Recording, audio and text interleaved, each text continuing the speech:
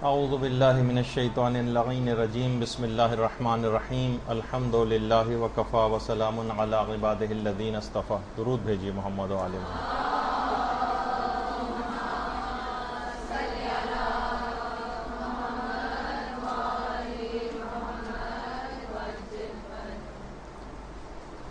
آج کیونکہ مختصر ہماری گفتگو رہے گی کیونکہ آج آپ لوگوں کا ایگزام بھی ہے، تو کچھ متفرق ایسی باتیں کہ جو عام طور پر لوگوں کو بہت زیادہ پیش آتی ہیں، ان میں سے 3-4 باتوں کا آج ہم تذکرہ کریں گے. ایک مسئلہ ایک ایسا ہے کہ جو آج کل بہت ہی زیادہ پوچھا جا رہا ہے. ہم پر کسی نے جادو کروا دیا ہے، اور یا شیاطین کے حوالے سے یا جنات کے حوالے سے بہت زیادہ لوگ اس سلسلے میں پریشان ہیں. خطوط بھی لکھے جاتے ہیں، ای میلز بھی کی جاتی ہیں، طریقہ کار بھی پوچھا جاتا ہے. ہمیں لگتا ہے کہ ہم پر کسی نے جادو کروا دیا ہے. 99.99% تو اس سلسلے میں وسواس ہیں، سوء ظنی ہے. جو پریشانیاں ہیں ان کی وجہ سے لوگ سمجھتے ہیں کہ شاید ہم پر جادو کروا دیا گیا ہے، جبکہ وہ اصل پریشانی اپنے اعمال اور گناہوں کے باعث ہے جو مسلسل ہم سے انجام پا رہے ہیں. خشکی اور تری میں جتنا بھی فساد ہے وہ انسان کے اپنے ہاتھوں کا کیا دھرا ہے، یہ خود قرآن نے کہا. لیکن بہرحال اس میں کچھ فیکٹر ایسا ہے، حاسدین ایسے ہیں کہ جو کچھ نہ کچھ اپنا کام پھر بھی کرتے رہتے ہیں تعلیمات محمد و آل محمد علیہ السلام نہ ہونے کی وجہ سے. تو آج کل یہ دھندا بہت عروج پر ہے، دیندار افراد بھی اس کے اندر بہت زیادہ آ چکے ہیں. جادو کیا بھی جا رہا ہے، جادو کروایا بھی جا رہا ہے، اس کے توڑ کے لیے بھی عاملوں کے پاس جایا جاتا ہے. خود توڑ کے لیے بھی آج کل کے زمانے میں جادو کا سیکھنا بھی حرام ہے، جادو کا کرنا بھی حرام ہے، کروانا بھی حرام ہے. ہمارے ایک مجتہد گزرے شیخ بہائی. شیخ بہائی کے فتوے میں تو جادو کا سیکھنا واجب تھا، کیونکہ اس زمانے میں بہت زیادہ صاحبان ایمان کو افراد جو تھے وہ اذیتیں پہنچا رہے تھے جادو کے ذریعے. تو شیخ بہائی نے فتویٰ دیا کہ جادو کا سیکھنا واجب. لیکن اب جو لوگ بہت کثرت کے ساتھ جادوگروں کے پاس جانے لگے، عاملوں کے پاس جانے لگے، تو یہ بات یاد رکھ لیجئے کہ یہ اتنے قابل نفرت ہیں یہ افراد کہ اگر ہم صرف یہی بتائیں گے کہ یہ جادو سیکھتے کیسے ہیں، ان میں اکثر تو خیر جعلی جادوگر بھی ہیں جو اصلاً ہیں ہی نہیں اور بن کے بیٹھے ہوئے ہیں، اور جو اگر حقیقت ہیں بھی، تو اگر آپ خود یہ سن لیں کہ یہ لوگ جادو کیسے سیکھتے ہیں، کس پروسیجر سے گزرتے ہیں. باقاعدہ ہمارے استاد محترم نے تو باقاعدہ پکے پکائے ایک جادوگر سے پوچھا بھی تھا کہ کس طرح سے جادو کے سیکھنے کے لیے کیا چیزیں ضروری ہیں. تو مثلاً انہوں نے کہا جس سے آپ کو نفرت ہو جائے گی سن کر ہی ان لوگوں سے، کہ مثلاً قرآن کو اپنے پاؤں پر باندھ کے بیت الخلا جاتے ہیں، اپنے پاؤں کے نچلے حصے میں مثلاً معاذ اللہ قرآن لکھتے ہیں، ساری زندگی مثلا نجاست اور جنابت کی حالت میں رہتے ہیں، ستاروں کو یہ لوگ سجدہ کرتے ہیں، ہمیشہ بغیر بسم اللہ کے اللہ کا نام لیے بغیر جو ذبیحہ جھٹکے کا وہ کھاتے ہیں. اور جو جتنے اس طرح کے شیطانی کام کرتا چلا جاتا ہے وہ اتنا ہی بڑا جادوگر ہوتا چلا جاتا ہے، اور شیطان اس کو اتنی ہی پاورز دیتا چلا جاتا ہے. اب سوچیے کہ ایسے افراد کے پاس آپ اپنے مسئلے کو لے کر جاتی ہیں، جبکہ کتنے اسلامی طریقے بھی ہیں.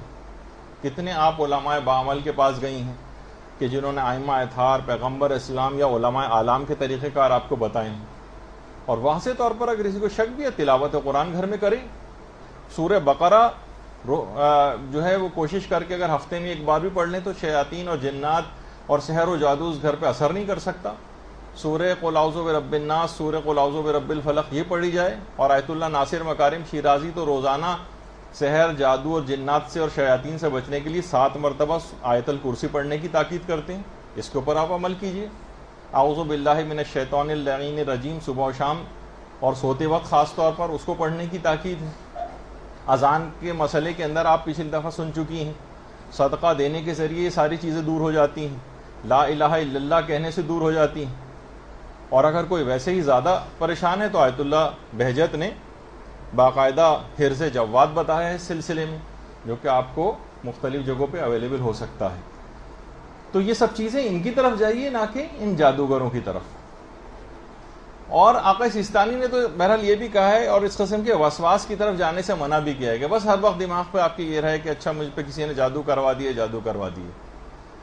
مگر پھر بھی اگر آپ کو کچھ شک اور وسوسہ رہے تو پھر واقعتاً جو پیغمبر اسلام نے ایک طریقہ بتایا اور ایک تحریر ہے جو کہ آج آپ لوگوں کو دی بھی جا رہی ہے یہاں پر، جس کا نام ہے حرز ابو دجانہ انصاری. یہ آج آپ کو دی جائے گی، یا اگر میرے خیال ہے شاید اگر آپ مل چکی ہے آپ کو تو یہ اپنے گھر میں لگائیں آپ. اور یہ وہ تحریر ہے، یہ وہ تعویذ ہے جو پیغمبر اسلام نے امیر المومنین علیہ الصلوۃ والسلام کو املا کروایا تھا.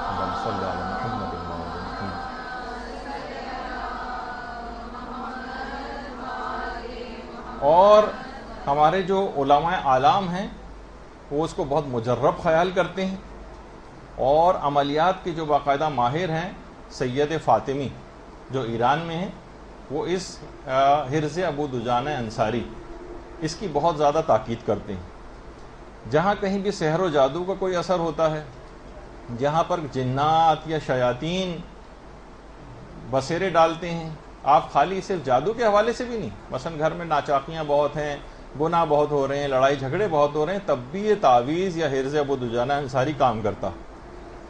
اور سید فاطمی یہ بھی فرماتے ہیں کہ اگر اس تعویذ کو، یہ جو تحریر ہے جو آپ گھر میں لگائیں گی، اس کو اگر آپ سورہ دخان کے ساتھ لکھ کے لگائیں تو بہت ہی اچھا ہے، ورنہ صرف اکیلے بھی لگائے جائے تو بھی بہت زیادہ مجرب.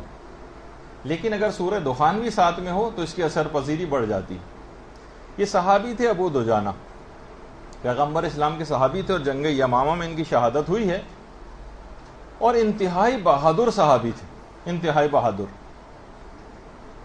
اور ان کو اصابت الحمرہ اور اصابت الموت بھی کہا جاتا. اور یہ میدان جنگ میں اپنی پیشانی کے اوپر سرخ کپڑا باندھ کے آتے تھے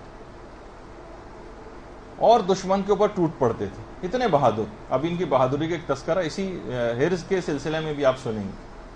اور جس وقت جنگ احد واقع ہو رہی تھی تو پیغمبر اسلام نے باقاعدہ اپنی تلوار کو ہاتھ میں لے کر کہا تھا کون اس تلوار کو لے گا. سارے صحابہ نے ہاتھ کھڑے کر دی کہ یا رسول اللہ ہم آپ کی تلوار کو لیں گے.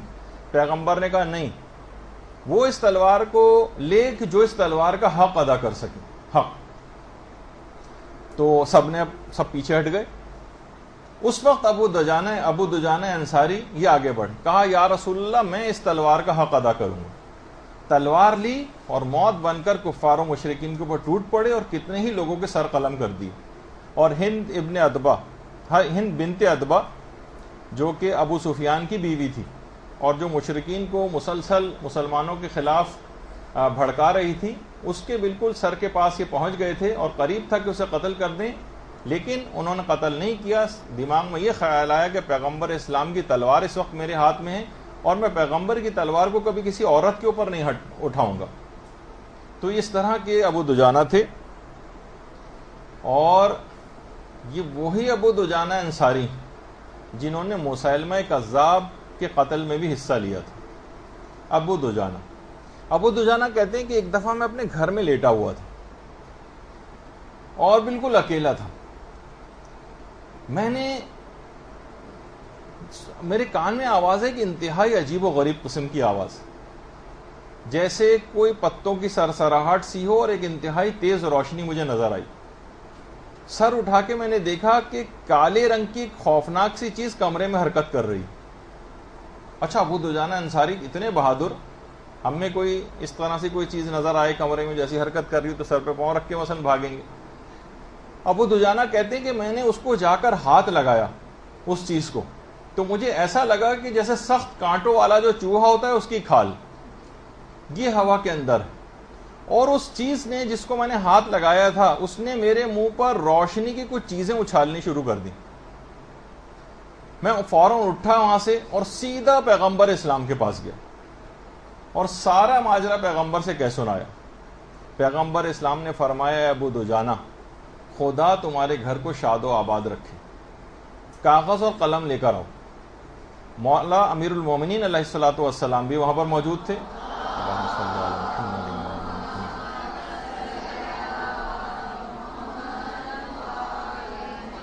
کہا اے علی لکھو. امیر المومنین نے فرمایا یا رسول اللہ کیا لکھوں؟ پھر پیغمبر اسلام نے پورا ایک تعویذ لکھوایا جو اس وقت آپ لوگوں کے ہاتھ میں ہے، حجاب حرز ابو دجانہ انصاری. ابو دجانہ اس تعویذ کو لے کر گھر آ گئے، اور ایک روایت میں یہ ہے کہ انہوں نے اپنے تکیے کے نیچے رکھ لیا، اور ایک دوسری مقام پر یہ بھی ہے کہ انہوں نے گھر کے درمیان میں کسی جگہ پہ اس کو لٹکا دیا. آپ بھی اپنے گھر کے دروازے پر اس کو لگا سکتی ہیں، الماری پہ لگا سکتی ہیں، کسی بھی جگہ ٹیپ سے یا کسی بھی جگہ، بلکہ اس کو اچھا سا آپ جو ہے فریم وغیرہ کروا کے بھی لگا سکتی ہیں. اچھا کہنے میں نے لگایا اور پھر میں سو گیا. جب میں سو گیا تو مجھے انتہائی دردناک چیخوں سے میری آنکھ کھل گئی.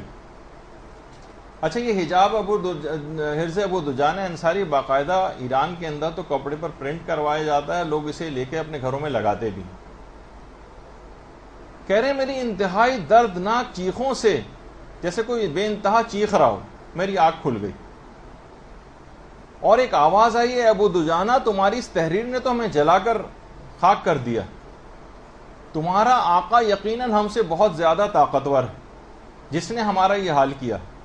اب ہمارے لیے کوئی جائے فرار نہیں سوائے کہ اس تحریر کو تم یہاں سے ہٹا دو. اس آواز آئی جو، اور پھر ہم کبھی تمہارے گھر نہیں آئیں گے، اور جس جگہ اور نہ ہی کہیں آس پڑوس میں ہم تمہارے یہاں پر آئیں گے.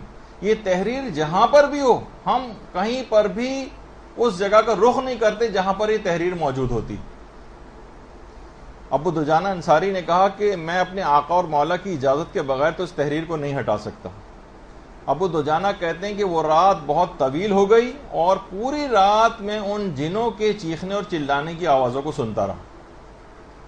فجر کی اذان جس وقت ہوئی اور اس وقت میں مسجد نبوی میں گیا اور پیغمبر اسلام کو ان جنات کا پورا قصہ اور واقعہ سنایا. پیغمبر اسلام نے کہا کہ اب اس تحریر کو وہاں سے ہٹا دو، ورنہ قیامت تک اس تحریر کے باعث وہ انتہائی درد اور تکلیف میں مبتلا رہیں. ابو دجانہ کہتے ہیں میں گھر پر آیا اور پھر میں نے اس کو وہاں سے ہٹا دیا. تو ابو دجانہ کا جو واقعہ ہے اس کو باقاعدہ ہمارے ایک عالم علامہ کفمی نے اپنی کتاب مصباح میں، اور علامہ مجلسی نے اس کو بہار الانوار کی 91 والی جلد کے اندر نقل کیا. اور صرف یہ واقعہ ہمارے ہی مشہور نہیں ہے ہمارے مکتب فکر میں، بلکہ امام بہقی نے دلائل النبوہ میں اس واقعے کو لکھا. دلائل النبوہ کے نام سے بہت ساری کتابیں، لیکن علامہ بہقی والی جو کتاب ہے، اس کے علاوہ مولانا اشرف علی تھانوی نے اپنی کتاب بہشتی زیور میں بھی اس کو نقل کیا. اور امام قرطبی انہوں نے التذکار فی افضل الاذکار اس میں بھی اس کو نقل کیا، اور بہت ساری کتابوں کے اندر یہ واقعہ علماء نے تحریر کیا. اس کو اپنے گھروں میں لگانے سے ہر قسم کے سحر اور ہر قسم کے جادو، ہر قسم کے جنات اور ہر قسم کے شیاطین کے شر سے وہ گھر محفوظ ہو جاتا ہے، بلکہ اس کے آس پڑوس کے گھر بھی اس سے محفوظ ہو جاتے ہیں. اور یہ اب آپ لوگوں کے پاس ہے، آپ گھر میں لے جا کر اس کو لگائیے. تمام مسلمان علماء نے اس واقعے کو لکھا ہے اور اس کا اقرار کیا، سوائے 2 ایسے غیر شیعہ علماء ایسے ہیں کہ جنہوں نے اس کا انکار کیا، جس میں ایک ابن جوزی ہیں اور علامہ ذہبی. انہوں نے اس کا انکار کیا، لیکن اس کے علاوہ باقی سب بھی اس کو مانتے ہیں. اور علماء جو ہمارے ایران اور عراق میں ہیں باقاعدہ اس کو ریکمینڈ کرتے ہیں کہ لوگ اس کو اپنے گھروں کے اندر لگائیں. جو اور افراد بھی ہیں وہ اگر چاہیں تو ہم سے کانٹیکٹ کر سکتے ہیں، اور ہم ای میل کے ذریعے وغیرہ بھی یہ ان کو بھجوا سکتے ہیں. اس کا پرنٹ آؤٹ لے کے گھروں میں لگایا جا سکتا ہے.